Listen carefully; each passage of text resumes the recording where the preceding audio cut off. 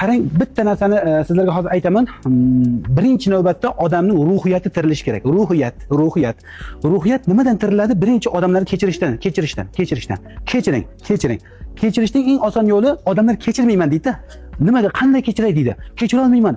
Ishoning, shu gapni aytganingiz sayin tanangiz qotadi hozir. Kechirmayman. Eringizni kechirmasangiz bu jenskiy emas, qotadi. Tuxumdan, bachadan ko'krak qotadi hammasi.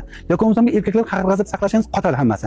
Undan keyin agarda qahr-g'azab saqlasangiz bu o't qopini jigar qotadi keyin. Borib odamlar bilan munosabatingiz yaxshi bo'lmasa, ishoning teri ketadi hammasi. Har bitta narsa odamning fikriga qarab ishlaydi. Chunki mana bu programma. Nima programma joylashtirsangiz shunday ishlab ketadi. Bu nima degani? Masalan, shunday hozir ovqat yeyapsiz, bugun obedlik qildilaringiz. Qildikmi? Ha, qildik. Shunday obed yegandan keyin organizmga shunday ovqat kiradi-da, shunday kirib mana 5 ta yo'l turibdi deydi. Bittasi qahr-g'azab, nafrat, alam, yo'da xursandchilik, maza qilib yashash.